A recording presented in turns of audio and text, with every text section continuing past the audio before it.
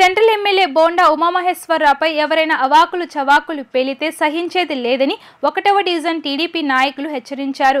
ఎన్ చంద్రలీల అనే మహిళ social media వేదికగా ఇష్టం వచ్చినట్లు మాట్లాడుతున్న తీరును తీవ్రంగా ఖండించారు.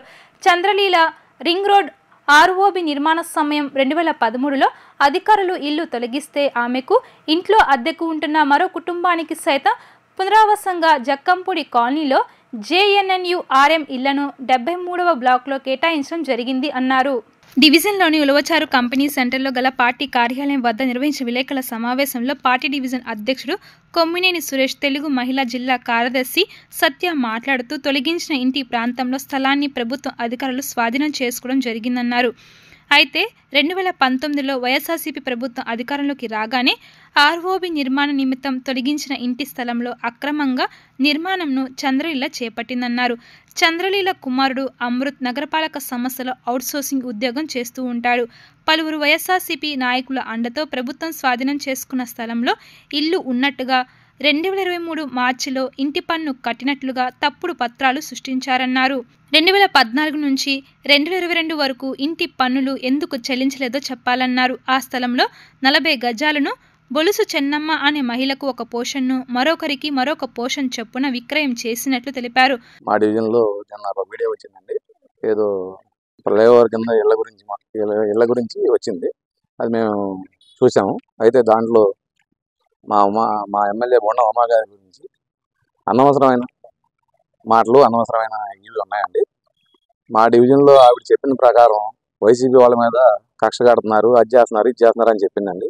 ఇది 1వ డివిజన్ అండి. ఈ 1వ డివిజన్లో ఎవరి మీదైనా, వైసీపీ కార్యకర్తల మీద కానీ, ఎవరి నాయకుల మీద కానీ, ఎవరి మీదైనా ఏ ఒక్క ఇన్సిడెంట్ జరిగిందని చెప్పించండి. ఏ ఒక్కటి జరగలేదండి. ఆవిడ అవసరం నిమిత్తం ఇక్కడ అంతకుముందు ఆ ఫ్లైఓవర్ కింద 2009లో ఫ్లైఓవర్ ఇచ్చినప్పుడు ఆవిడ ఇల్లు తీసేశారు. ఆ ఇల్లు తీసేసిన తర్వాత 2019లో వైసీపీ గవర్నమెంట్ వచ్చిన తర్వాత మళ్ళీ తీసేసిన ప్లేస్లో 3 పోర్షన్లు ఇల్లు కట్టి, ఆ 3 పోర్షన్లలో 2 పోర్షన్లు అమ్ముకొని 1 పోర్షన్లో ఉంటుంది. ఒకవేళ ఎవరైనా నిలదీసి అడిగితే వాళ్ళని ఎస్సీ ఎస్టీ అని చెప్పి నేను కేసు పెడతానని బెదిరిస్తుంది. వాళ్ళ అబ్బాయి ఎవరైతే ఉన్నారో అతను కొంతకాలంగా విఎంసీలో ఉద్యోగం చేస్తున్నాడు.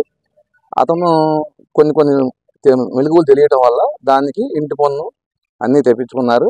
ఇది మా బోండా ఉమా గారి మీద అనవసరంగా మా పార్టీకి, మా బోండా ఉమా గారికి అనవసరమైన మాటలు మాట్లాడితే మేము ఊరుకునేది ప్రసక్తే లేదండి.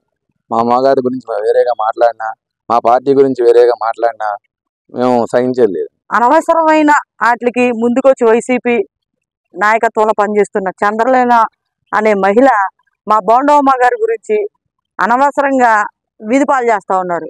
బోండా ఉమా గారి మీద కబ్జాలు చేస్తా అని చెప్పేసి వివిధమైన వ్యాఖ్యలతో మా డివిజన్లో పరువు తెస్తూ ఉంది. మా బోండా ఉమా గారు ఎవరికైనా నిత్యం ప్రజల్లో ఉండే వ్యక్తి, ఏదైనా సరే మంచి పనులు చేసే వ్యక్తి. కానీ ఆ చంద్రలీల గారు వాళ్ళ వైసీపీ గవర్నమెంట్లో ఇల్లు తీసేసిన మాట వాస్తవమే. ఆవిడ జక్కంపూడిలో ఇల్లు ఇవ్వడం అది కూడా వాస్తవమే. కానీ మళ్ళీ 2019లో మళ్ళీ రిటర్న్ తీసుకొని మళ్ళీ 1వ డివిజన్లోకి వచ్చి మళ్ళీ పడేసిన ఇళ్లలోకి అక్కడ కూడా 3 ఇళ్ళు కట్టుకొని 2 ఇళ్ళు అమ్ముకొని కబ్జాలు మీరు